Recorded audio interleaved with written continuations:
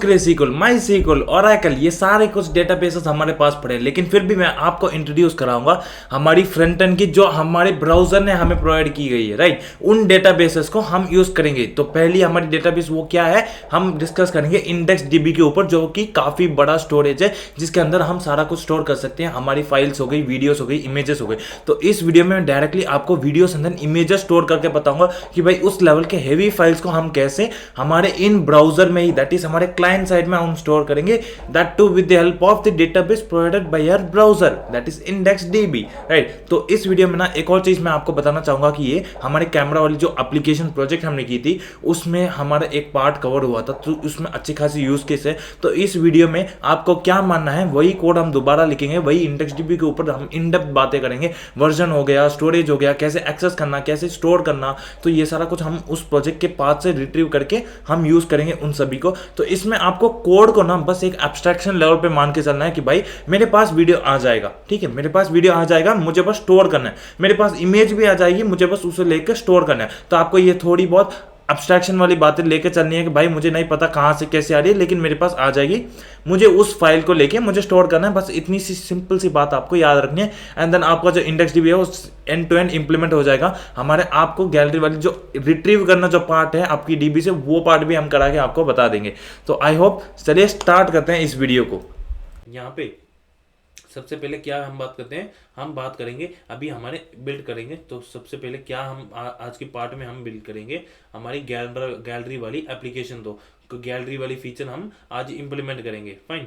तो इसके लिए हमें मेजरली क्या चाहिए, इसके लिए हमें चाहिए स्टोरेज, इसके लिए हमें स्टोरेज चाहिए। लेकिन ये वाला स्टोरेज हमने पहले भी डिस्कस किया था। स्टोरेज के लिए हमने क्या डिस्कस किया था, हमने पहले हमारी जीरा वाली जो एप्लीकेशन है, जो कि हमने वेरी फर्स्ट प्रोजेक्ट बनाई थी हमारे ब्राउजर के मॉड्यूल में, उसमें हमने यूज किया था हमारी लोकल स्टोरेज। तो यहाँ पे वो लोकल स्टोरेज क्यों यूज नहीं कर रहे, तो मेन रीजन ये है कि आपकी जो इंडेक्स डीबी है वो काफी पावरफुल है when compare to local storage. तो इंडेक्स डीबी भी क्या है, इंडेक्स डीबी भी प्रोवाइडेड बाय ब्राउजर ही है, ऑल्सो आपकी लोकल स्टोरेज भी प्रोवाइडेड बाय ब्राउजर है। इंडेक्स डीबी काफी पावरफुल भी है एंड देन इसकी स्टोरेज कैपेसिटी भी काफी ज्यादा है when compare to local storage. तो इसलिए क्यों, तो हमें इंडेक्स डीबी अच्छा ज्यादा स्टोरेज है, समझ में आ गई, लेकिन हमें ज्यादा स्टोरेज लग कहाँ रही है, हम तो सिंपली फाइल्स उधर अपडेट कर रहे हैं, राइट। लेकिन एक बात बता दूं, आपके जो इमेजेस एंड देन वीडियोस होते हैं वो काफी हैवी होते हैं। Videos and images are very heavy, videos and images जो होंगे वो काफ़ी हैवी होते हैं, हैवी फाइल्स होते हैं। तो इनको स्टोर करने के लिए हमारी लोकल स्टोरेज की कैपेसिटी काफ़ी नहीं होगी, राइट। तो इसके लिए हम यूज़ करेंगे इंडेक्स डीबी का, जो ब्राउजर का प्रोवाइड किया गया एपीआई है। तो डिस्कस करते हैं यहाँ पे इंडेक्स डीबी के ऊपर। तो यहाँ पे मैं लिखता हूँ इंडेक्स डीबी।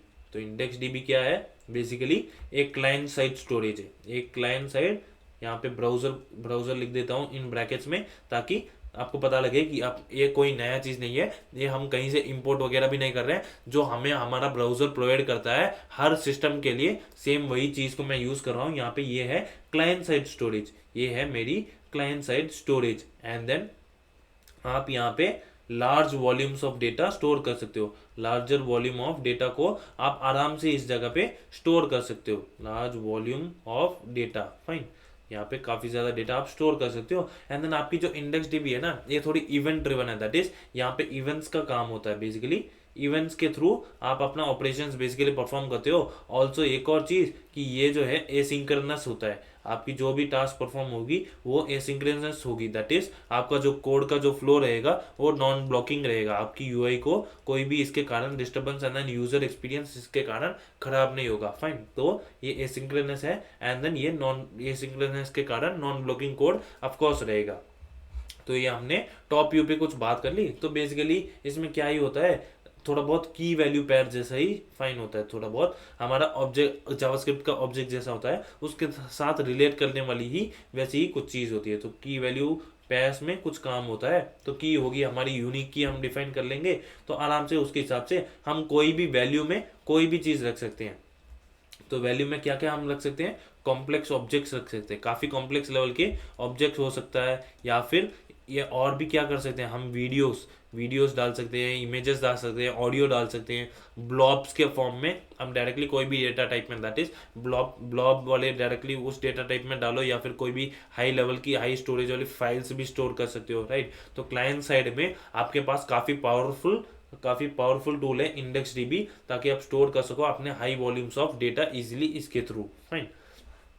तो अब अगर मैं यहाँ पे आता हूँ अपने एमडीएन पे, तो आप यहाँ पे भी देख सकते हो, एक ओवरव्यू ले लेंगे यहाँ पे कि इंडेक्स डीबी एक्चुअल में है क्या। जो मैंने बात कही वही टर्म्स यहाँ पे भी एमडीएन पे भी डिफाइंड है, राइट। यहाँ पे एक बार खुल जाए इंडेक्स डीबी, तो इसको रीलोड करते हैं। यहाँ पे लिखता हूँ इंडेक्स्ड डीबी, लिखा अगेन, तो अगेन आ गया फटाफट, ठीक है। तो यहाँ पे आपने देखा आपके एमडीएन के थ्रू प्रोवाइड किया, वही क्लाइंट साइड स्टोरेज है, एंड देन एसिंक्रोनस टास्क आप प्रोवाइड काम करने के लिए।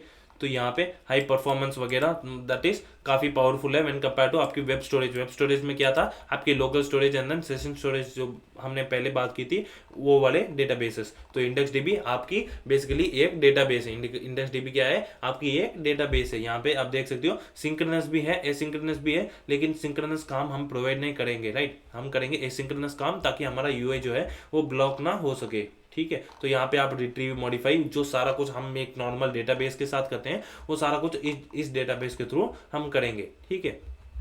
तो इसको बंद करते हैं एंड देन हम देखते हैं हमारा टास्क को हम कैसे इंप्लीमेंट करने वाले हैं इंडेक्स डीबी के थ्रू। तो हमें सबसे पहले क्या करना पड़ेगा, तो मेजर स्टेप्स इंडेक्स डीबी में परफॉर्म करने के लिए क्या रहेंगे, यहाँ पे मैं डिफाइन कर देता हूँ कि क्या क्या हमें मेजरली करना पड़ेगा इस इंडेक्स डीबी को ऑपरेट करने के लिए। तो अगर मैं इंडेक्स डीबी, सबसे पहली चीज यहाँ पे लिख देता हूँ फैक्टर्स, यहाँ पे फैक्टर्स लिख देता हूँ काम करने के लिए, कि इंडेक्स डीबी के साथ मेजर हमें काम करने के लिए क्या क्या पॉइंट्स फर्स्ट इनिशियली जरूरी हमें करने पड़ेंगे।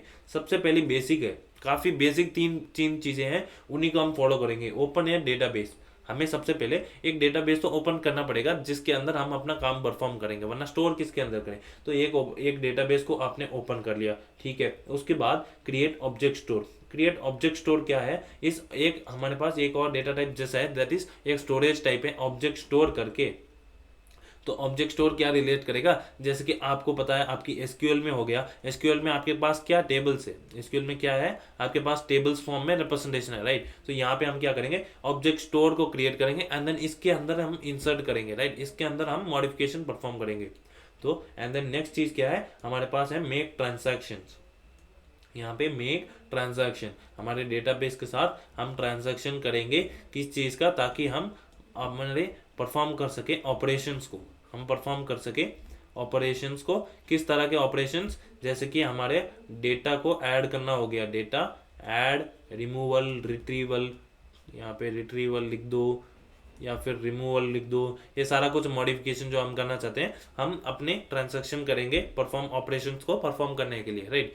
तो बेसिक ये 3 स्टेप्स ही थी। हमें एक डेटाबेस खोलना है, उनके अंदर ऑब्जेक्ट स्टोर करेंगे, उस क्रिएट किए गए ऑब्जेक्ट स्टोर के अंदर हमें ट्रांजैक्शन परफॉर्म करके उसके अंदर मॉडिफिकेशन परफॉर्म करनी है हमारे डेटा के ऊपर। तो बेसिकली इस सब को मैं कैसे रिप्रेजेंट करूंगा, तो कुछ नहीं, बेसिकली एक डेटाबेस खोल लो, एक डेटाबेस आपने खोल लिया, एक बड़ा सा आपने एक डीबी बना लिया, उसके अंदर आप क्या क्रिएट करोगे यहाँ पे ऑब्जेक्ट स्टोर्स। ये क्या है, ये सारा कुछ ऑब्जेक्ट स्टोर्स करके मैं ऐसा कुछ कहता हूँ इस फॉर्म में, कि बड़े बड़े बॉक्सेस आप क्रिएट करोगे। जैसे कि ये क्या ऑब्जेक्ट स्टोर, ये क्या रिप्रेजेंट करेगा कि मैं इस स्टोर में सिर्फ मैं स्टोर करूंगा अपने वीडियो वाली चीज़ें, इस स्टोर में मैं सिर्फ स्टोर करूंगा अपने ऑडियो वाली चीज़ें। ऐसा कोई हार्श रूल नहीं है कि आप सिर्फ यहाँ पे एक ही टाइप का कुछ रखोगे, आप ऑफकोर्स मिक्स भी कर सकते हो, यहाँ पे ऑडियो वीडियो भी रख लो, या फिर आप चाहते हो तो प्रिमिटिव डेटा टाइप्स भी यूज कर सकते हो, दैट इज यहाँ पे 1 2 3 4 वगैरह करके भी आप डाल सकते हो, या फिर कोई स्ट्रिंग डाल लो, वो भी चलता है। डेटाबेस में हम क्या करते हैं, स्टोर करते हैं डेटा, तो हमारे जितने भी डेटा टाइप्स है वो क्या है, वो सभी हमारे डेटा ही हुए, राइट। तो यहाँ पे ऑडियो वीडियो ऐसे सब चीज़ें, यहाँ पे इमेजेस के लिए ऐसे करके मैंने क्रिएट कर दिया अपना ऑब्जेक्ट स्टोर। तो ये पिंक में लिखा मैंने object store, and then object store में क्या आएगा, हमारा असली डेटा। ऑब्जेक्ट स्टोर के अंदर जैसे कि यहाँ पे मैं कुछ ऑब्जेक्ट्स के टर्म में रिप्रेजेंट करता हूँ कि मेरा डेटा कुछ ऐसा रहेगा, तो इसके अंदर मैं अपना सारा डेटा स्टोर करके रखूंगा, इसके अंदर मैं अपना सारा डेटा जो है स्टोर करके रखूंगा। ये लिख देता हूँ डेटा। फाइन। तो ये हमने ऊपर से देख लिया कि ये मेजर 3 पॉइंट है हमें जो करना पड़ेगा, ये मेजर 3 पॉइंट हमें करना है। तो सबसे पहले जैसे ये कहता है इसके अकॉर्डिंग हम अपना कोड फ्लो को फॉलो करते हैं, एंड देन जो जो मॉडिफिकेशन हमें परफॉर्म करनी पड़ेंगी वो कर लेंगे। फाइन। तो यहाँ पे सबसे पहले मैं डेटाबेस के लिए एक अलग फाइल लिख देता हूँ, यहाँ पे db.js करता हूँ, यहाँ पे db.js कर लेता हूँ ताकि मुझे सारे जगह मुझे डेटाबेस की एक्सेस मिल जाए। तो उससे पहले मैं अपनी स्क्रिप्ट फाइल को एग्जीक्यूट करने से पहले मैं चाहता हूँ कि मेरे पास मेरी डेटाबेस की एक्सेस हो, मेरी डेटाबेस की मैं एक्सेस पहले ही चाहता हूँ, क्योंकि जब भी मैं वीडियो क्रिएट करूँगा उसके बाद ही मैं अपने डेटाबेस में कुछ चेंजेस परफॉर्म करूँगा, राइट। जो हो गया डेटा को ऐड करना या फिर रिमूव करना, तो इसके लिए मुझे ये सब काम होने से पहले ही मुझे अपने डेटाबेस जो है वो सेट किया हुआ चाहिए। तो यहाँ पे आते हैं, अपने डेटाबेस को ऊपर लिख लिया। तो यहाँ पे डेटाबेस के लिए सबसे पहली चीज़ मुझे क्या करनी पड़ेगी, मुझे ओपन करना पड़ेगा अपना डेटाबेस। तो डेटाबेस ओपन करने के लिए यहाँ पे हमारे पास क्या सिंटैक्स है, यहाँ पे सबसे पहले मैं लिखूंगा लेट डीबी। तो इस ये जो वेरिएबल है इसके अंदर आएगा हमारा डेटाबेस, इसके अंदर क्या आएगा हमारा डेटाबेस। लेकिन डेटाबेस को डायरेक्टली एक्सेस करने से पहले कुछ काम हमें टास्क हमें करने पड़ेंगे, कुछ सिंटैक्स जैसा फॉर्म है, देखते हैं वो उसे क्या करते हैं। तो यहाँ पे मैं लिखता हूँ हमें सबसे पहले हमें अपनी डीबी से ओपन करने के लिए हमें कुछ रिक्वेस्ट करनी पड़ेगी, हमें अपनी जो इंडेक्स डीबी जो एपीआई है उसे रिक्वेस्ट करनी पड़ेगी कि मुझे एक डेटाबेस ओपन करना है। तो उसके लिए मैं यहाँ पे लिखूंगा ओपन रिक्वेस्ट करके। ओपन रिक्वेस्ट एक वेरिएबल है खास कुछ नहीं, इंडेक्स डीबी डॉट ओपन करके एक मेथड होता है, इंडेक्स डीबी डॉट ओपन करके मेथड होता है। यहाँ पे आप देख सकते हो attempts to open a connection to the name database, that is एक डेटाबेस आपके लिए क्रिएट करेगा। तो यहाँ पे मैं सिंपली लिखता हूँ माई डीबी, यहाँ पे मैं लिखता हूँ my DB. Fine, my database लिख देता हूँ, माई डेटाबेस। फाइन। तो अब आपको क्लियरली समझ में आ जाएगा। यहाँ पे मैं करना चाहता हूँ माई डेटाबेस करके मैं एक डेटाबेस को ओपन करना चाहता हूँ। ठीक है, नेक्स्ट स्टेप क्या करना चाहता हूँ, नेक्स्ट स्टेप में यहाँ पे अपने डेटाबेस जो है इसकी रिक्वेस्ट यहाँ पे इवेंट ड्रिवन है। मैंने यहाँ पे क्या पॉइंट बोला था आप देख सकते हो, मैंने यहाँ पे कहा था कि इवेंट्स बेस्ड है, दैट इज कोई भी इवेंट यहाँ पे जो भी टास्क होगा एसिंक्रोनस होगा, राइट। तो जब भी कोई टास्क खत्म होगा, जैसे कि यहाँ पे एसिंक्रोनस काम है, ओपन मेरा एसिंक्रोनस काम है। फाइन। तो यहाँ पे जब भी ओपन हो जाएगा मुझे कुछ इसके ऊपर इवेंट लिस्नर लगाने पड़ेंगे कि ये काम हो जाए तो ये उसको ट्रिगर कर देगा कि ये इवेंट हो चुका है, तो इमीडिएटली उस वाले लिस्नर को ट्रिगर करेगा। फाइन। तो उसके लिए यहाँ पे हमारे पास है 3 लिस्नर। क्या क्या लिस्नर है, एक हो गया यहाँ पे लिखता हूँ हमारी open request dot add event listener, एक हमारी है सक्सेस करके, एक लिस्नर है सक्सेस करके ऐड इवेंट लिस्नर, एक है इवेंट के ऑब्जेक्ट के साथ लिखता हूँ यहाँ पे एक मेथड। ठीक है, नेक्स्ट चीज है हमारे पास open request dot add event listener. ये ऐड इवेंट लिस्नर किस चीज का है, मेरा डेटाबेस का।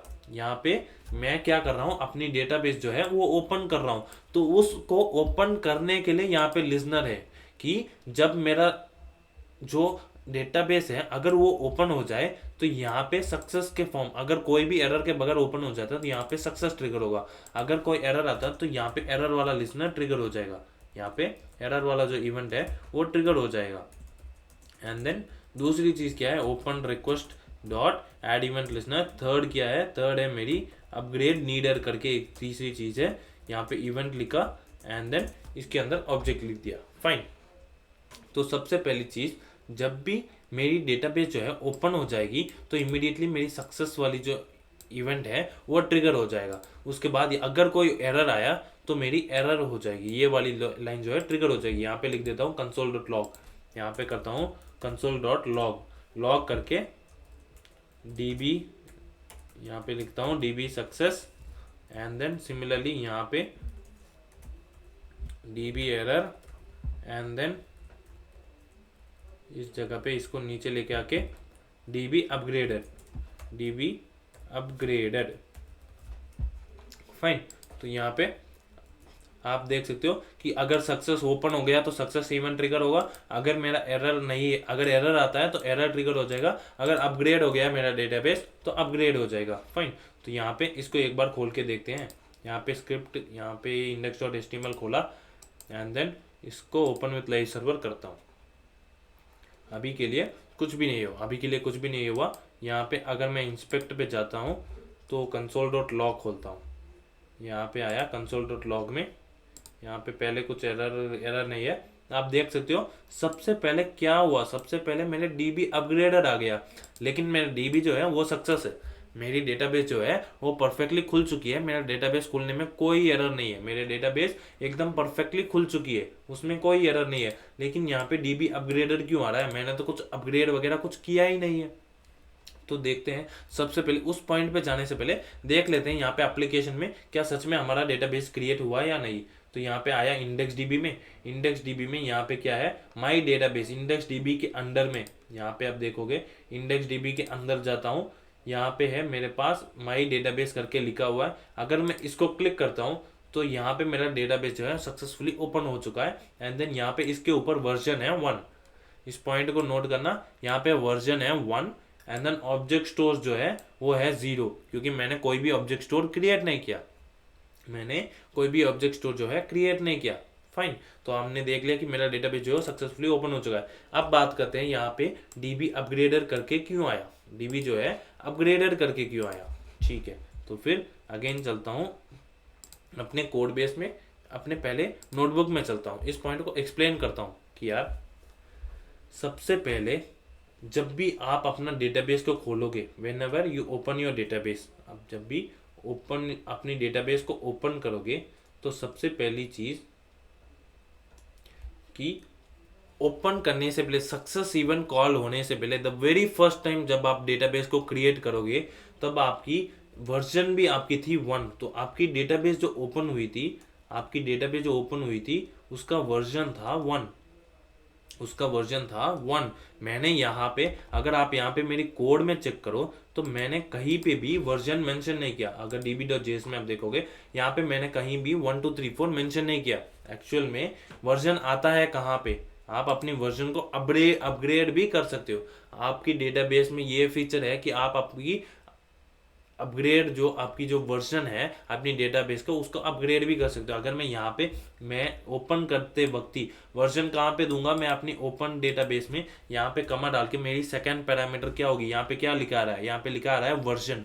तो यहाँ पे अगर मैं लिखता हूँ 2, यहाँ पे अगर लिखता हूँ 2 एंड देन अगर खोलता हूँ अगेन अपने इंस्पेक्ट पे आता हूँ, तो आप यहाँ पे एप्लीकेशन में आओगे तो आप देख सकते हो मेरी जो वर्जन है वो हो चुकी है अपग्रेड टू नंबर 2। फाइन, तो मैं अगर नंबर नहीं देता इस जगह पे तो क्या होगा, बाय डिफॉल्ट वो हो जाएगा 1, बाय डिफॉल्ट क्या होगा, वो 1 हो जाएगा। इस जगह पे अगर रिफ्रेश करता हूं तो यहाँ पे वर्जन रहेगा 2 ही, क्योंकि मैंने उसको एक बार में 2 कन्वर्ट कर दिया था, लेकिन अब मैंने कोई वैल्यू नहीं दिया। अगर कोई वैल्यू नहीं देता हूं तो 1 आता है, तो 1 जो वैल्यू है वो लेसर देन 2 है। कोई भी वर्जन अगर आप लेजर देते हो, अगर आप लेस वैल्यू देते हो जो करंट वर्जन है, तो वो उसका इफेक्ट कोई नहीं पड़ेगा, उसका इफेक्ट ही नहीं पड़ेगा। लेकिन आप अगर यहाँ पे वर्जन दे देते हो 3, मैंने वर्जन को इंक्रीज कर लिया, अभी आता हूं तो आप देख सकते हो मेरी वर्जन जो है इंक्रीज हो चुकी है। फाइन, तो ये थी वर्जन वाली बात कि आप अपनी वर्जन को ऊपर नीचे करके देख सकते हो। इस पॉइंट को मैंने क्लियर आउट कर दिया आई बिलीव। मैं आता हूँ, मुझे पता है आप पूछ रहे होगे कि डीबी अपग्रेडर क्यों किया, मैं बताता हूँ। उसके लिए ये वर्जन वाली चीज़ जानना जरूरी है। तो वर्जन 1 जो है, यहाँ पे आपकी 1 जो है वो बाय डिफॉल्ट रहेगी, आपकी वर्जन 1 रहेगी बाय डिफॉल्ट। आप डालोगे या फिर नहीं डालोगे तब भी ये आ जाएगा। अगर आप डायरेक्टली वर्जन 2 या 3 जाते हो तो उसमें कोई दिक्कत नहीं, आप डायरेक्टली भी अपडेट करके 2 या फिर 3 उस जगह पे डाल सकते हो, उसमें कोई दिक्कत नहीं। फाइन, तो ये बात कर ली हमने वर्जन की। तो इनिशियली आपने क्या किया, आपने ओपन किया एक डेटाबेस। जब आप ओपन करते हो एक डेटाबेस तो इनिशियली क्या था, आपकी वर्जन जो थी वो क्या लग गई थी, आपकी वर्जन लग गई थी 1। दैट इज बाय डिफॉल्ट आपने कुछ एक अपग्रेड का काम परफॉर्म हो रहा है। अगर मैं 2 करता हूं तो अपग्रेड माना जाता है, 3 करता हूं तो 2 से ज्यादा है तो वो भी अपग्रेड माना जाता है। लेकिन जब मैं क्रिएट भी करता हूं, मैं जैसे कि वो यहाँ पे बाय डिफॉल्ट 1 वैल्यू आता है, तो वो भी किस केस के अंडर आता है, वो भी आता है under upgrade. That is initially अगर आपके पास डेटाबेस नहीं है, तो इनिशियली अगर आपके पास डेटाबेस नहीं है तो कोई भी वैल्यू आएगी, तो इनिशियली आप डेटाबेस क्रिएट करोगे तो आ जाएगी अंडर अपग्रेड। वो वाली चीज आएगी, पहले बार आएगी अपग्रेड। इसीलिए क्या हुआ था, इसीलिए सबसे पहले कॉल हुआ था कंसोल में मेरे डीबी अपग्रेडेड करके, डीबी आया था अपग्रेडेड। उसके बाद क्या आया, डीबी अपग्रेड होने के बाद आया मेरा सक्सेस, उसके बाद आया मेरा सक्सेस। इस जगह पे अगेन चलता हूँ अपने नोटबुक पे। तो इनिशियली जो है आपकी डीबी आपने कुछ क्रिएट नहीं किया, लेकिन आपने अभी उसे क्रिएट कर दिया। तो क्रिएट करते वक्त ये जो चीज़ ये वहाँ पे वर्जन 1 माना जाता है, उसे भी एक नया अपग्रेड के फॉर्म में ये ट्रीट करता है। इसलिए इनिशियली आपकी जो डीबी होगी वो पहले अपग्रेड नीडर के इवेंट में ट्रिगर होगी, पहले अपग्रेड नीडर के यहाँ पे ट्रिगर होगी। उसके बाद वर्जन की अपग्रेड होने के बाद वो क्या समझेगा कि अब डेटाबेस परफेक्टली खुल चुका है, इसलिए इसके बाद ये कॉल करता है किसको, सक्सेस वाले इवेंट को। राइट, आई होप ये पॉइंट आपको क्लियरली समझ में आ गया। अगर आपकी न्यू डेटाबेस है तो ये आपकी डायरेक्टली आ जाएगी अपग्रेड नीडर, एंड देन उसके बाद ट्रिगर होगी आपकी सक्सेस। अगर जैसे कि अभी मेरी डेटाबेस जो है यहाँ पे माई डेटाबेस खुल चुकी है, मेरी जो डेटाबेस है यहाँ पे लिखता हूँ फर्स्ट टाइम आफ्टरवर्ड्स जब भी मैं आऊंगा तब क्या होगा, आफ्टरवर्ड्स देखेगा तो ये कंपेयर करेगा मेरे वर्जन को। मेरे आफ्टरवर्ड्स जब मैं अगेन अपने क्रोम को खोलता हूँ, अपनी कैमरा वाले एप्लीकेशन को खोलता हूँ, तब भी क्या होगा, तब भी मेरा वर्जन जो होगा, अगर मैं अपडेट नहीं कर रहा हूँ तो वर्जन क्या होगा 1।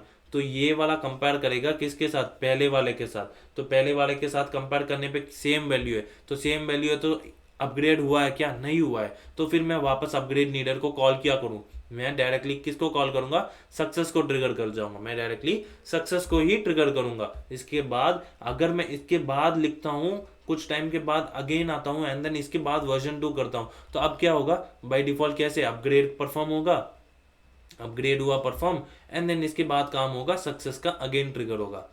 तो सक्सेस बेसिकली फॉलो करता है अपग्रेड के पीछे। जब भी कोई नया अपग्रेड आया तो क्या होगा, इनिशियली अपग्रेड नीडर परफॉर्म होगा, उसके बाद सक्सेस आएगा।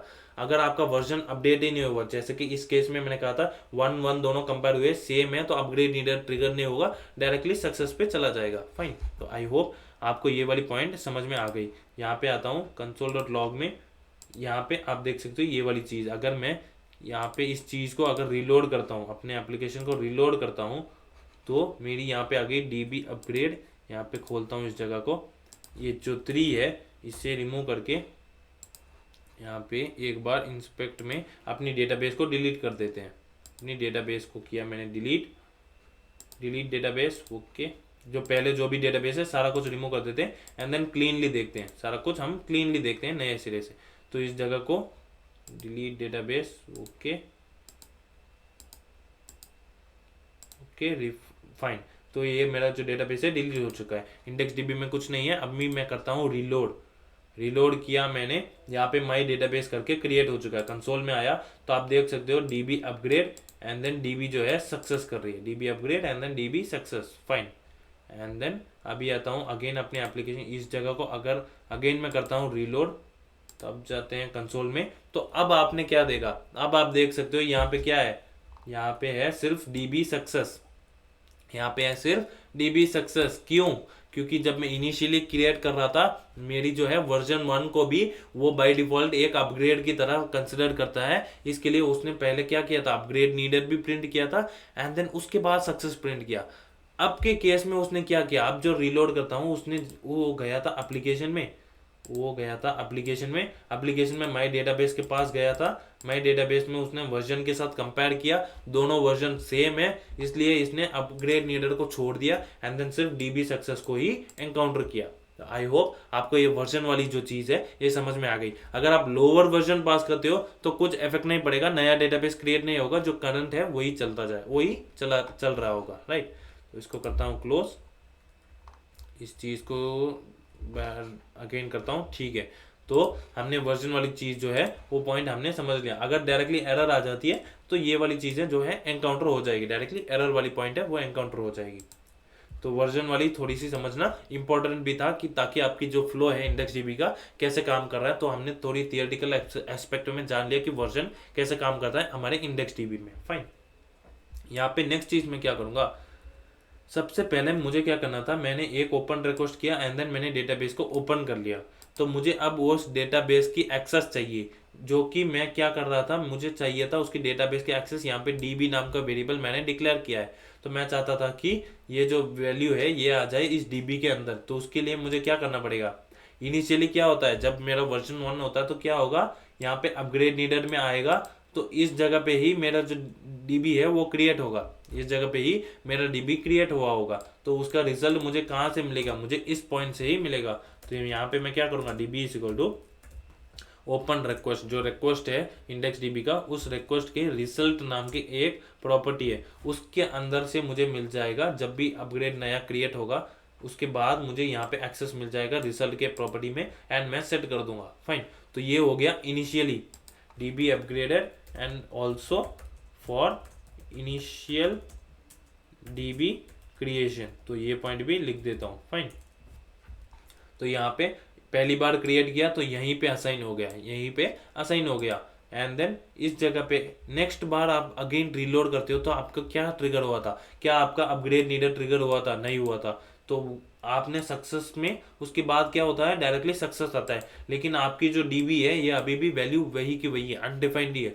तो सेट करने के लिए आपके पास रिजल्ट कब आएगा, इसके बाद रिजल्ट आएगा अगर डेटाबेस जो एग्जिस्ट करती है। तो यहाँ पे db इज इक्वल टू लिख लेना, यहाँ पे db is equal to open request dot result, open request dot result. Fine, तो इसके थ्रू क्या होगा कि आपकी डेटाबेस अगर एक्सिस्ट करती है तो अपग्रेड नीडर तो ट्रिगर नहीं होगा, लेकिन सक्सेस जो है वो ऑफकोर्स ट्रिगर होगा क्योंकि एक्सिस्ट करती है। तो यहाँ पे आपने उसकी वैल्यू को सेट भी कर लिया, राइट।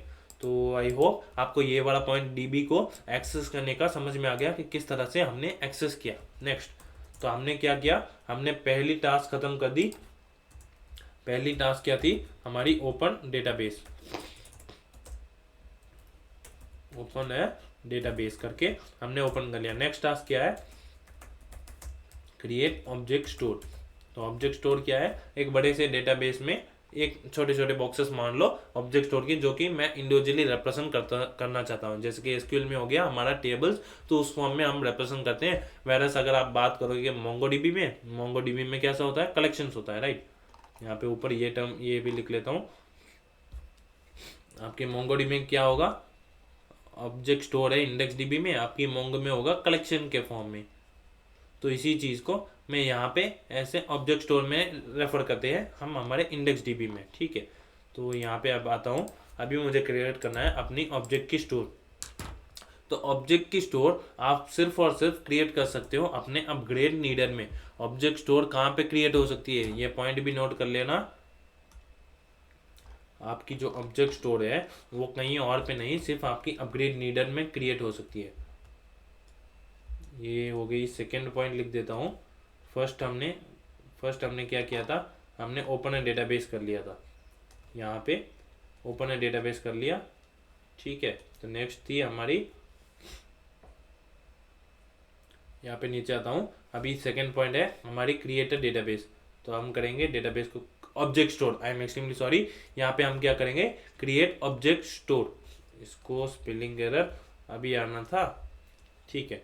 तो हम करना चाहते हैं अपने ऑब्जेक्ट स्टोर को क्रिएट, हम कोई नई चीज नहीं कर रहे हैं। जो हमने पॉइंट्स डिफाइन की थी ओपन ए डेटाबेस, उसके बाद आता है हमारा ऑब्जेक्ट स्टोर, तो उसी को डिफाइन करते हुए हमारा काम चल रहा है। तो ऑब्जेक्ट स्टोर क्या है, आप सिर्फ और सिर्फ can be created only in upgrade needed, only in upgrade needed वाली इवेंट में ही आप इसे क्रिएट कर सकते हो। फाइन, यहाँ पे लिखता हूँ अपग्रेड नीडर के इवेंट के अंदर ही आप इस चीज़ को क्रिएट कर सकते हो। एंड देन अगर आपको मॉडिफाई भी करना है, क्रिएट और मॉडिफाई जो भी करना है अपने ऑब्जेक्ट क्रिएट अपने ऑब्जेक्ट स्टोर के साथ, अगर आपके ऑब्जेक्ट स्टोर के साथ कोई भी टास्क परफॉर्म करना है तो आप सिर्फ और सिर्फ अपग्रेड नीडर में ही वो चीज़ परफॉर्म कर सकते हो, सिर्फ और सिर्फ अपग्रेड नीडर में ही परफॉर्म कर सकते हो, ठीक है। तो अभी उसके हिसाब से हम आए हमारे अपग्रेड नीडर में। तो अपग्रेड नीडर में डायरेक्टली क्या करता हूँ, मैं अपने ऑब्जेक्ट स्टोर को क्रिएट करता हूँ। क्रिएट करने के लिए मुझे क्या करना पड़ेगा, इस जगह पे मेरे पास रहेगा मेरा डीबी का जो डेटाबेस है उसका एक्सेस रहेगा। इसके बाद मुझे simply database dot create object store करके एक मेथड है, इसमें मैंने क्रिएट ऑब्जेक्ट स्टोर डाल दिया। एंड देन यहाँ पे क्या लिखता हूँ, मुझे स्टोर करनी है अपनी वीडियो, राइट, मुझे अपनी वीडियो स्टोर करनी है। तो मैं अपनी क्या क्रिएट किया, मैंने क्रिएट किया अपनी वीडियो। एंड देन मुझे एक और वीडियो ऑब्जेक्ट स्टोर बनाना है जिसमें मैं क्या स्टोर करूँगा, इसमें मैं अलग से इमेजेस करके स्टोर करूँगा, इसमें मैं इमेज रखूँगा, उसमें मैं वीडियो रखूँगा। एक और पैरामीटर है जो कि एक ऑब्जेक्ट फॉर्म में हम लिखेंगे की पाथ। तो की पाथ में क्या लिखना हूँ, एक यूनिक टर्म जो कि होगी आईडी। की पाथ क्या है, एक यूनिक फॉर्म में मैं रिप्रेजेंट करूंगा। यहाँ पे ऑब्जेक्ट के अंदर, एक ऑब्जेक्ट के अंदर मैं लिखता हूँ की पाथ, बताता हूँ कि की पाथ एग्जैक्टली क्या है। यहाँ पे मैंने लिख दिया आईडी करके लिख दिया। यहाँ पे आते हैं की पाथ के ऊपर डिस्कस करते हैं। की पाथ बेसिकली, की पाथ हम बेसिकली यूनिक आइडेंटिफिकेशन के लिए हमारे ऑब्जेक्ट स्टोर के अंदर हर एक जो हमारी डेटा रहेगी, हर एक को यूनिकली आइडेंटिफाई करने के लिए हम रखेंगे एक पैरामीटर की पाथ जो कि रहेगी यूनिक। तो यहाँ पे आता हूँ इस जगह पे, जैसे हमने बात की थी कि आपके पास हर एक ऑब्जेक्ट स्टोर है, तो हर एक ऑब्जेक्ट स्टोर में डेटा ऑलमोस्ट मान लो कि सभी एक ही जैसे रेफर कर रहा है, राइट। तो मैं डिफरेंस उनको यूनिकली आइडेंटिफाई करने के लिए क्या होता है, जो की पाथ होता है इसके अंदर भी हम लिखेंगे एक की पाथ। इसका डायरेक्ट रिलेशन आपको कोड में समझ में आएगा, लेकिन आपके लिए इतना समझ लीजिए कि ये जो टर्म्स हमने डेटा डाली है ऑब्जेक्ट स्टोर में, उनके थ्रू उसकी यूनिकली आइडेंटिफिकेशन के लिए हम यूज करेंगे की पाथ की वैल्यू। यहाँ पे जैसे हमने डाली थी, यहाँ पे की पाथ क्या थी हमारी, थी आईडी। तो आईडी होगी एक यूनिक पैरामीटर इन सभी डेटा के अंदर, ऑब्जेक्ट स्टोर के इन सभी जो येलो वाली जो ऑब्जेक्ट डेटा है इसके अंदर आइडेंटिफिकेशन के लिए हम यूज करेंगे वो आईडी वाली टर्म, एंड देन उसके लिए हम वैल्यू डालेंगे। इसका एग्जैक्ट टर्म हम जब कोड करेंगे तब समझ में आएगा, लेकिन अभी के लिए बस इसका ओवरव्यू ले लीजिए, ठीक है। क्योंकि इंडेक्स डीबी थोड़ा बहुत कंफ्यूजिंग चीज़ भी है समझने के लिए, इसलिए मैं चाहता हूँ कि आप थोड़ा कंसंट्रेट करके थोड़ा इसको ध्यान से देख लीजिए।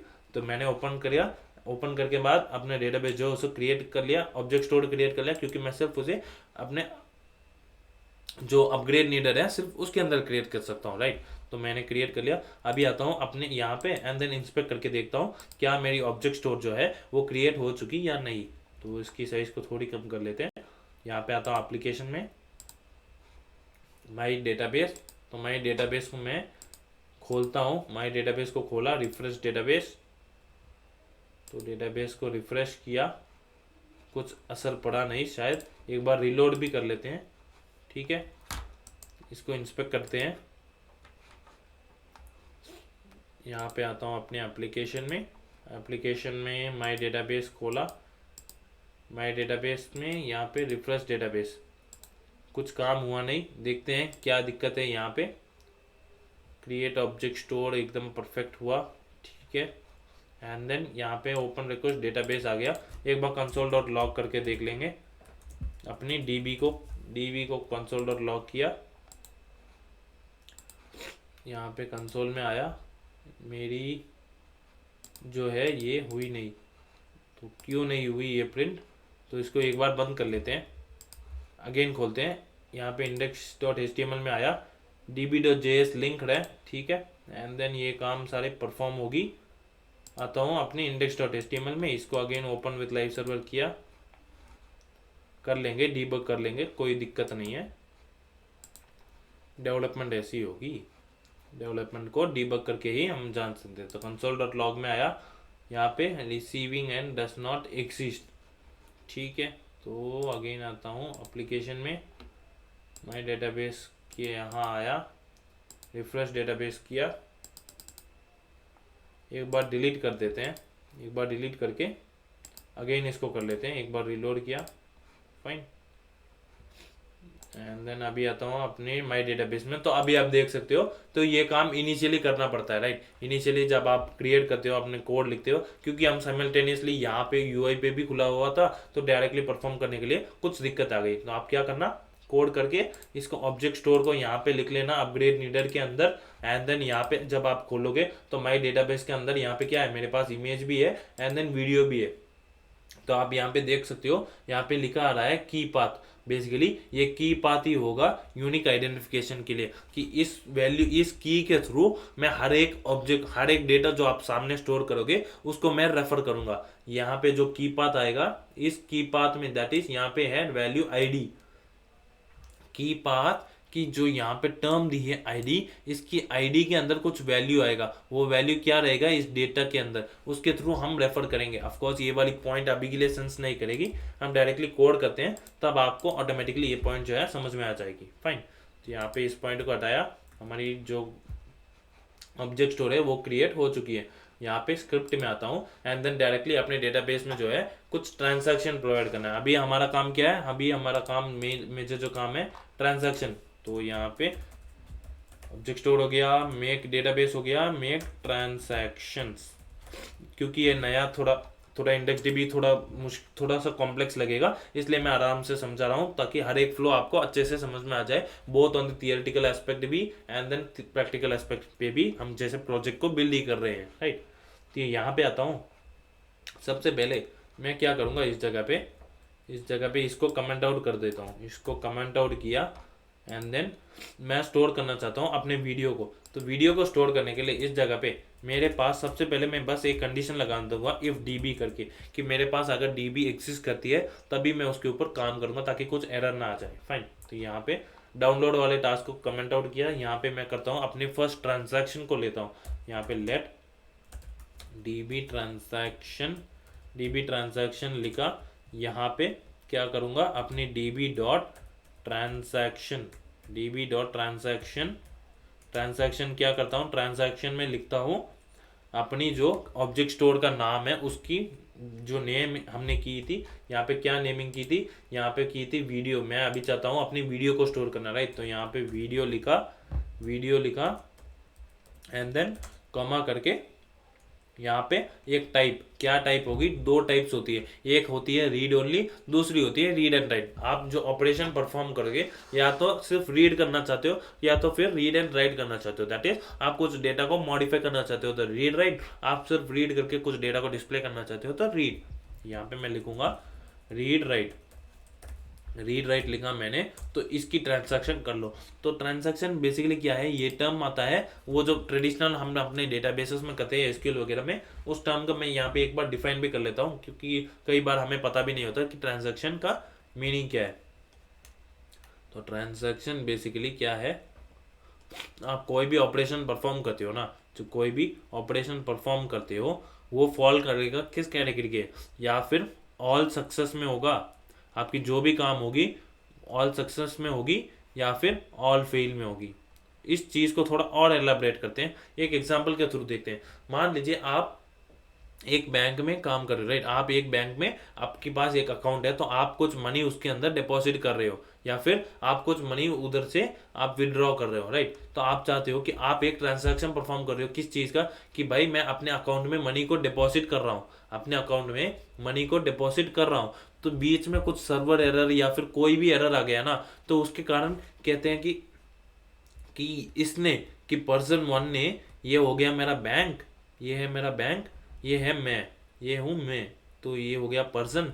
तो इसने क्या किया, मनी को डिपॉजिट किया इसके अंदर, लेकिन बीच में कुछ सर्वर एरर आ गई, मान लेते बीच में कुछ सर्वर आ गई, तो इसने क्या किया, इसने जो अमाउंट इसके पास जो अमाउंट था वो तो यहाँ पे गया, इसके पास से अमाउंट तो चला गया, लेकिन ऑन द वे में कुछ प्रॉब्लम हो गई, तो इसके पास तो अमाउंट नहीं है अब, ये इसके पास 1000 रुपीज थी, अब हो गई है 0, इसने पूरा 1000 रुपीज जो है डिपॉजिट कर लिया। तो क्या होगा यहाँ पे, लेकिन सर्वर एरर आया, कुछ भी एरर आ गया, एंड देन बैंक के पास वो पैसा नहीं पहुंची, तो ये क्या है, ये कुछ प्रॉब्लम हो गया कि पर्सन कहता है मैंने तो अपने सही से प्रॉब्लम जो है वो क्लियर आउट सॉर्ट आउट कर दिया, मुझे तो डिपॉजिट करना था वो तो मैंने कर लिया, अब अगर तुम्हारे पास नहीं आया तो क्या वो मेरी गलती है। तो ये हो गई ट्रांजैक्शन वाली एरर, दैट इज आपका जो मनी है यहाँ पे नहीं आ पाया, तो ये क्या लीड होगी, ये हाफ वे ट्रांजैक्शन होगी, कि हाफ वे। तो आप क्या चाहते हो, या तो मेरा पूरा जो ट्रांजैक्शन है वो क्लियर रहे, वो पूरा का पूरा सक्सेस रहे, दोनों पार्ट से सक्सेस रहे, या फिर क्या हो जाए, या फिर ये वाला पार्ट जो है ये ट्रांजैक्शन काम ही ना करे, या फिर ये ट्रांजैक्शन अकर ही ना हो, कि तूने अमाउंट ही ना लिया हो, तो मेरा ये वाला पार्ट भी कर जाएगा, and then directly 1000 rupees again मेरे पास ही रह जाएगा, 1000 रुपीज मेरे पास ही रह जाएगा। ट्रांजैक्शन या फिर ऑल फेल करो या फिर ऑल सक्सेस करो, लेकिन हाफ वे ट्रांजैक्शन काम नहीं करेगा। फाइन, तो छोटी सी एक झलक बता दी, ये पॉइंट्स थोड़ी सी मैटर करती है when you are learning DB as well, right. तो ट्रांजैक्शन की बात करी, अभी आते हैं हमारे कोड के ऊपर। हमारा थर्ड पॉइंट था कि मेक अ ट्रांजैक्शन। तो ट्रांजैक्शन मैंने कर लिया अपने वीडियो के साथ, तो मुझे क्या मिलेगा यहाँ पे, अपनी जो मैंने अपनी ऑब्जेक्ट स्टोर के साथ में जो ट्रांजैक्शन करना चाहता हूँ उसकी मुझे यहाँ पे एक रिक्वेस्ट, जैसे मान लो एक रिक्वेस्ट मिल गई कि मैंने इसके साथ ट्रांजैक्शन करने की एक रिक्वेस्ट यहाँ पे पड़ी हुई है डीबी ट्रांजैक्शन के अंदर। तो नेक्स्ट मुझे क्या करना है, डायरेक्टली इस ट्रांजैक्शन के थ्रू मुझे जाना है अपने ऑब्जेक्ट स्टोर के पास। इसके थ्रू मैं डायरेक्टली पहुंच सकता हूं अपने ऑब्जेक्ट स्टोर के पास। तो यहाँ पे मैं क्या करूंगा, dB transaction dot object store को गेट करूंगा। यहाँ पे ऑब्जेक्ट स्टोर लिखा, एंड देन यहाँ पे क्या लिखूंगा, वीडियो। यहाँ पे लिखूंगा मेरा ऑब्जेक्ट स्टोर का क्या नेम है, वीडियो। तो यहाँ पे वीडियो उस ऑब्जेक्ट स्टोर के लिए ट्रांजैक्शन किया कि कुछ रिक्वेस्ट परफॉर्म किया, एंड देन उस रिक्वेस्ट के बेसिस पे मैंने डायरेक्टली उस ऑब्जेक्ट स्टोर को यहाँ पे एक्सेस कर लिया, राइट। तो यहाँ पे लिखता हूँ लेट वीडियो स्टोर करके इसके अंदर स्टोर कर लेता हूँ। तो वीडियो स्टोर करके मैंने इसके अंदर स्टोर कर लिया, फाइन। नेक्स्ट चीज मुझे क्या करनी है, मुझे अब मेरे पास एक्सेस है वीडियो जो स्टोर है ऑब्जेक्ट स्टोर वीडियो वाले का, उसका एक्सेस है। मुझे अब उसके अंदर मुझे डालना है अपनी वीडियो वाली एंट्री। मैं डालूंगा वीडियो वाली एंट्री इक्वल टू यहाँ पे एक ऑब्जेक्ट के अंदर क्या लिखूंगा, मैं डायरेक्टली अपना डेटा डालना चाहता हूँ। तो डेटा डालूंगा यहाँ पे ब्लॉब, डायरेक्टली अपनी जो ब्लॉब है, जो ब्लॉब यहाँ पे मैंने क्रिएट कर दी, डायरेक्टली उसको डाल देता हूँ। यहाँ पे लिखता हूँ blob data, and then blob करके लिख देता हूँ। तो यहाँ पे मैंने वीडियो को डाल दी, लेकिन यूनिकली आइडेंटिफाई करने के लिए मुझे क्या चाहिए, मुझे एक आईडी चाहिए। तो यहाँ पे मैं लिखूंगा एक आईडी। तो क्या कर सकते हैं हम, एक पैकेज यूज कर सकते हैं जो हमें एक शॉर्ट आईडी जनरेट करके देगा, जो कि हमने जीरा में भी यूज किया था। यहाँ पे लिख देते हैं शॉर्ट आईडी अनपैकेज स्क्रिप्ट करके, एंड देन ये शायद ये लाइब्रेरी यूज की थी। तो इस लाइब्रेरी के अंदर ये जो स्क्रिप्ट टैग है इसे लेके हम डाल देंगे अपने कोड में, एंड देन इसके पास एक मेथड होता है शॉर्ट आईडी करके, इसे कॉल करोगे तो आपकी आईडी जो है जनरेट हो जाएगी। अपने कोड में आया, लिंक करता हूँ अपने HTML के फाइल में, यहाँ पे सबसे टॉप में कर देते हैं, एंड देन आते हैं स्क्रिप्ट वाली फाइल में। इस जगह पे क्या करता हूँ, अपनी ये वाले एप्लीकेशन क्लोज कर लेता हूँ ताकि इंडेक्स पे भी कोई प्रॉब्लम ना आए। तो इस जगह पे मैं अपनी सबसे पहले let ID is equal to short ID करके कॉल कर देता हूँ, फाइन। या फिर यहाँ पे वीडियो आईडी लिख देते हैं, वीडियो आईडी लिखा ताकि पता चल जाए ये आईडी जनरेट हुआ था हमारे वीडियो के लिए। एंड देन यहाँ पे क्या करूँगा, एक आईडी नाम के की से यहाँ पे डाल दूंगा वीडियो वाली आईडी, यहाँ पे डाल दूंगा वीडियो वाली आईडी कमा। तो ये बेसिकली वीडियो एंट्री क्या है, एक ऑब्जेक्ट है। तो आपको ये बात बता दूँ, यहाँ पे जो आईडी है ये टर्म करेगा यूनिकली रिप्रेजेंट मेरी जो एंट्री, ये जो डेटा है ऑब्जेक्ट स्टोर के अंदर, ये जो डेटा डालूंगा ये आईडी के थ्रू। और हमने की पाथ में क्या डाला था, की पाथ में भी हमने डाला था आईडी। तो अब आपको लिंक समझ में आया कि की पाथ क्या था। की पाथ जाएगा आपकी ऑब्जेक्ट स्टोर के अंदर जो डेटा है, आपके ऑब्जेक्ट स्टोर के अंदर जो डेटा जो कि यहाँ पे मैं यहाँ से भरूंगा, उस डेटा के अंदर एक यूनिक प्रॉपर्टी होनी चाहिए जिसका नाम भी सेम होना चाहिए, जो की पाथ का नेम था एंड देन यहाँ पे नेम था, ये सेम एक्सिस्ट करना चाहिए ताकि आप यूनिकली आइडेंटिफाई कर सको ऑब्जेक्ट स्टोर के अंदर हर डेटा को, फाइन। तो इसलिए आईडी लिखा एंड देन यहाँ पे वीडियो आईडी, तो ये टर्म यहाँ पे मेंशन कर दिया। एंड देन नेक्स्ट चीज क्या करूंगा, वीडियो स्टोर डॉट स्टोर के अंदर डायरेक्टली मेथड होता है ऐड करके, ऐड के अंदर डाल दूंगा अपनी वीडियो एंट्री करके डाल दिया। एंड देन जो ये पार्ट है मेरी जो डेटा है ये इस ऑब्जेक्ट जो वीडियो स्टोर है उसके अंदर ऐड हो जाएगी। अगर मैं यहाँ पे index.html करके यहाँ पे खोलता हूँ, ओपन विथ लाइव सर्वर किया, इसको इंस्पेक्ट करते हैं, इंस्पेक्ट में जाते हैं हमारे डेटाबेस में, यहाँ पे आते हैं एप्लीकेशन में। उससे पहले यहाँ पे कुछ, यहाँ पे एप्लीकेशन में आया, एप्लीकेशन में वीडियो के अंदर आप देख सकते हो इस जगह पे की पाथ है। तो मैं सबसे पहले मुझे अपनी वीडियो को रिकॉर्ड करनी पड़ेगी, तो इस जगह पे मैं करता हूँ वीडियो को रिकॉर्ड। तो अभी के लिए मैं चेक करता हूँ एंड देन वीडियो को स्टॉप कर देता हूँ। तो अभी आते हैं इस जगह पे, इसको रिफ्रेश करता हूँ, कुछ एरर परफॉर्म हुआ, कंसोल में आता हूँ, short ID is not defined, short ID is not defined, क्यों नहीं है डिफाइंड, यहाँ पे स्क्रिप्ट डॉट इस जगह पे शॉर्ट आईडी थी, राइट, शॉर्ट आईडी कहाँ पे है मेरी, मैंने कहाँ कॉल किया था अपनी आईडी को, इस जगह पे। क्या सिंटैक्स गलत है? चलते हैं अगेन, यहाँ पे शॉर्ट आईडी को कॉल किया, शॉर्ट आईडी अनपैक स्क्रिप्ट में शॉर्ट आईडी डिस्ट, ठीक है कोई बात नहीं, डीबग ही तो करना है। यहाँ पे शॉर्ट आईडी लिखा, ठीक है, हमने आई शायद कैपिटल में दे दिया, अब परफेक्ट है। चीज़ों को देखेंगे, डिबग करेंगे, तभी डेवलपमेंट हो पाएगा। फाइन, तो अभी मैंने यहाँ पे डाल दिया। यहाँ पे जाते हैं अगेन, गैलरी को खोला, इंस्पेक्ट में ऑफकोर्स खाली पड़ा होगा मेरे एप्लीकेशन के अंदर, वीडियो खाली है। रिफ्रेश करता हूँ, कोई बात नहीं, अपनी रिकॉर्डिंग स्टार्ट करता हूँ। तो मैं थोड़ा शेक हुआ एंड देन रिकॉर्डिंग को स्टॉप कर देता हूँ। अभी आते हैं इस जगह पे, रिफ्रेश करते हैं तो ब्लो, ओके, तो कुछ स्पेलिंग एरर हो गया स्क्रिप्ट 39 में ये स्पेलिंग को बदल दिया। फाइन, तो अभी अगेन वीडियो को रिकॉर्ड किया, हिल गया एंड देन स्टॉप करता हूँ, आता हूँ इस जगह पे, रिफ्रेश करता हूँ अपने डेटाबेस को। आप देख सकते हो यहाँ पे एंट्री आ गई मेरी वीडियो वाली।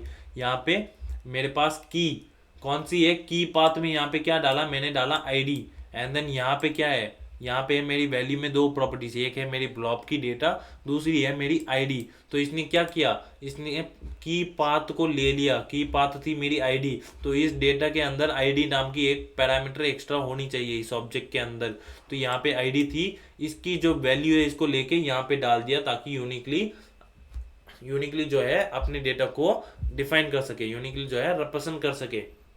तो आई होप आपको ये की पाथ एंड देन इस चीज़ का रिलेशन समझ में आ गया। ये वाली आईडी जो है, अगर मैं यहाँ पे आईडी या फिर कुछ और लिखता हूँ, अगर मैं आईडी डाल ही नहीं यहाँ पे, अगर मैं आईडी को हटा देता हूँ एंड देन एक नई एंट्री बना देता हूँ, अगर मैं रिकॉर्ड करता हूँ एंड देन स्टॉप कर देता हूँ, तो आप यहाँ पे एरर देखना कि failed to execute add on id evaluating the object stores key path did not yield a value, that is did not yield a value, क्योंकि इसके पास ऐसा कोई id नाम का जो की पाथ मैंने डेफिनेटली दिया था, जो कि आना चाहिए, वो टर्म था ही नहीं, तो फिर एरर तो देना ही था, राइट। आपको आई होप कि आपको ये की पाथ वाला रिलेशन समझ में आ गया। तो थोड़ी सी हमने कॉम्प्लेक्स बातें की थी, एक हो गई वर्जनिंग के ऊपर, दूसरी हमारी थी की पाथ के ऊपर। इसके अलावा तो कोई नहीं थी, इसके अलावा कुछ नहीं। इसके अलावा आप अगर डायरेक्ट फ्लो देखोगे तो आप एक डेटाबेस को ओपन करोगे एंड देन अपनी जो इवेंट लिस्नर सक्सेस वाली वर्जनिंग की एंड देन अपग्रेड वाली वो ही चलेगी। तो सबसे पहले ओपन किया मैंने डेटाबेस, एक ऑब्जेक्ट स्टोर को मैंने क्रिएट किया, यहाँ पे अपग्रेड में ही होगा, तो यहाँ पे मैंने एक ऑब्जेक्ट स्टोर को क्रिएट कर लिया। उसके बाद मैंने ट्रांजैक्शन परफॉर्म किया। तो ट्रांजैक्शन क्या है, यहाँ पे आया, अपनी जो डेटा है उसे ऐड करना है, मैं कहता हूँ ट्रांजैक्शन, रिमूव मॉडिफाई करना कहता हूँ मैं ट्रांजैक्शन। तो ये हमने ट्रांजैक्शन यहाँ पे परफॉर्म कर लिया। सिमिलरली मैं क्या करना चाहता हूँ, अपने इमेज को भी स्टोर करना चाहता हूँ, डाउनलोड की जगह मैं डायरेक्टली इसे स्टोर करना चाहता हूँ। तो यहाँ पे इस जगह पे सेम कोड आएगा, कुछ खास फर्क नहीं। यहाँ पे कॉपी पेस्ट किया, इस जगह पे URL करके एंड देन यहाँ पे डायरेक्टली URL लिख देता हूँ। फाइन, यहाँ पे डायरेक्टली URL रहने देते हैं एंड देन यहाँ पे इमेज URL है ना, URL के आगे इमेज URL किया एंड देन आईडी के अंदर यहाँ पे इमेज आईडी लिख देता हूँ, यहाँ पे image ID. Fine, and then यहाँ पे DB ट्रांसैक्शन किस चीज़ का मुझे लेना है, इमेज। एंड देन सेकेंड जो पैरामीटर है वो क्या रहेगी, वो रहेगी रीड एंड राइट, क्योंकि मुझे डेटा को ऐड करना है। तो यहाँ पे ऑब्जेक्ट स्टोर में किस चीज़ का लूँगा, मैं लूँगा इमेज का, क्योंकि मैंने ट्रांजैक्शन किया इमेज का, तो इमेज का ही ऑब्जेक्ट मैं लूँगा ऑब्जेक्ट स्टोर। यहाँ पे आएगी इमेज आईडी आ गया, इमेज का URL आ गया, यहाँ पे इमेज स्टोर लिखूँगा, image store and then same image store के अंदर ही मैं ऐड करूँगा अपनी, यहाँ पे कंट्रोल V, यहाँ पे आएगी वीडियो एंट्री के जगह पे, यहाँ पे आएगी इमेज एंट्री लिखा, सेम यहाँ पे इमेज एंट्री को कर दिया। यहाँ पे किया मैंने अपनी इमेज एंट्री को। यहाँ पे आता हूँ, एक बार रिलोड करता हूँ, अपनी इमेज को फिल्टर के साथ लगा देता हूँ, इसको किया मैंने क्लिक एंड देन अभी आता हूँ तो इमेज के अंदर जाते हैं, तो आप देख सकते हो यहाँ पे मेरी इमेज आ गई, एक आईडी एंड देन URL के साथ। इसने की पाथ को पकड़ लिया, इस वाली आईडी के वैल्यू को यहाँ पे रख लिया ताकि यूनिकली आइडेंटिफाई कर सके। मैं आईडी को थोड़ा सा मॉडिफाई करना चाहूँगा ताकि मुझे भी पता चले कि कौन सी क्या रिप्रेजेंट कर रही है। तो यहाँ पे मैं क्या करूँगा, जहाँ पे आईडी डालता हूँ यहाँ पे बैकटिक्स में टेम्पलेट स्ट्रिंग के अंदर, दैट इज टेम्पलेट स्ट्रिंग के अंदर यहाँ पे लिख लूँगा IMG करके एंड देन इसके बाद डॉलर सिंबल के अंदर ये वाली चीज़, ठीक है, ताकि ये इमेज वाली आईडी मुझे रिप्रेजेंट हो जाए। एंड देन ऊपर भी VID करके लिख लूँगा ताकि मुझे पता चल जाए ये वीडियो की आईडी है। यहाँ पे इस जगह पे टेम्पलेट स्ट्रिंग खोला, VID हाइफन किया, डॉलर सिंबल में वीडियो की आईडी को रिप्रेजेंट कर दिया एंड देन बैकटिक से क्लोज भी कर दिया, ठीक है। तो अपनी डेटाबेस को एक बार डिलीट करके अगेन क्रिएट कर देते हैं, कोई दिक्कत नहीं। यहाँ पे डिलीट किया, फाइन। एंड देन इस एप्लीकेशन को अगर अगेन रिलोड करता हूँ एंड देन यहाँ पे मैं अपनी जो वीडियो है इसे करते हैं, अपनी जो वीडियो है रिकॉर्ड किया, अपनी जो कैमरा है इसे एक फ़ोटो भी ले लेने, ठीक है। अभी आता हूँ अपने एप्लीकेशन में, यहाँ पे डेटाबेस क्रिएट हो चुकी है, इमेज हो गई है, वीडियो हो चुकी है। अगर कंसोल में आता हूँ तो अपग्रेड भी हुई थी, सक्सेस हुई थी, राइट। उसके बाद सक्सेस हुई थी क्योंकि न्यूली हमने डिलीट करके न्यूली क्रिएट किया था।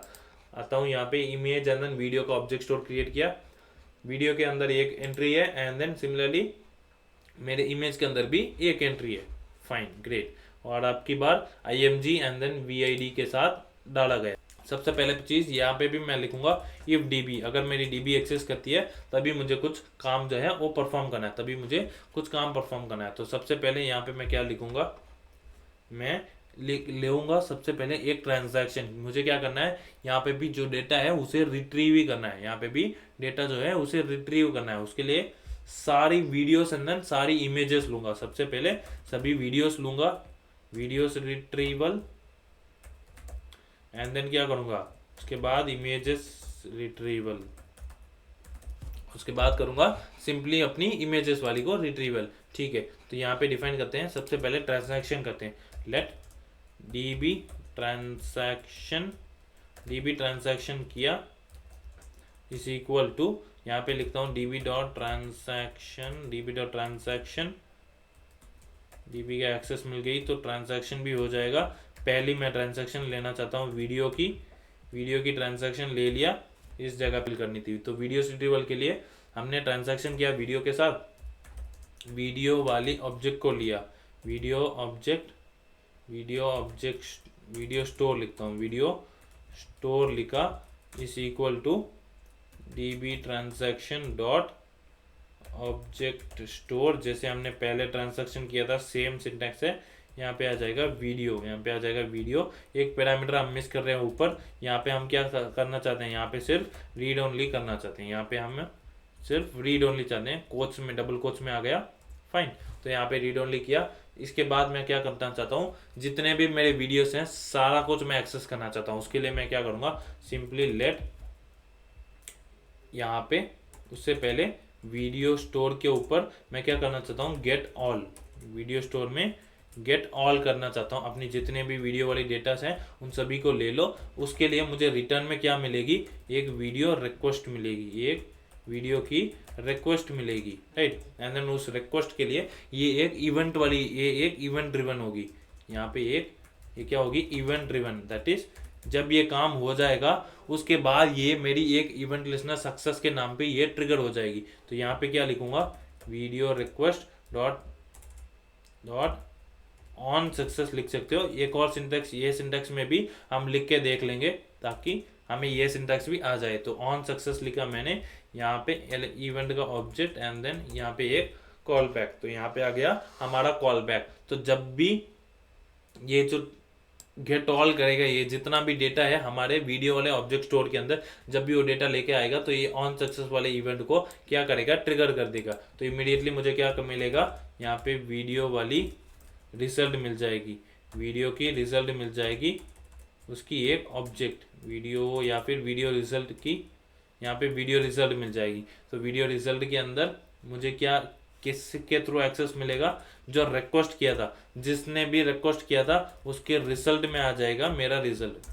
यहाँ पे वीडियो रिक्वेस्ट की रिजल्ट सक्सेस होने के बाद इसके रिजल्ट वाले प्रॉपर्टी में आ जाएगा जो कुछ भी मुझे चाहिए था, राइट। तो यहाँ पे मेरे पास अभी वीडियो रिजल्ट में मेरा डेटा आ गया होगा।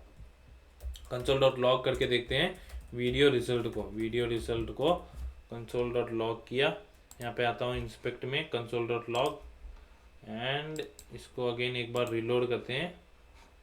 इसको रिलोड किया, अगर मैं जाता हूँ अपने एप्लीकेशन में, अपनी वीडियो एक पड़ी हुई है, लेकिन कंसोल में ये इस जगह पे आया क्यों नहीं। मैं अगेन वापस जाता हूँ एंड देन इसको कॉपी करके एक न्यू फाइल में भी क्लियर कर देते हैं। देखते हैं कि यार अब भी क्यों नहीं आ रहा, क्या दिक्कत है। इसको खोलते हैं, गैलरी को इंस्पेक्ट किया मैंने इसे, console.log खोल किया, कंसोल में कुछ प्रिंट नहीं हुआ। लेकिन एप्लीकेशन में जाता हूँ तो मेरी वीडियो जो है पड़ी हुई है, मेरे पास एक वीडियो भी है, एक इमेज भी है। तो मैंने अभी एक्सेस किया वीडियो, लेकिन वीडियो जो है उसका ऑब्जेक्ट मेरे पास आया नहीं। क्यों नहीं आया?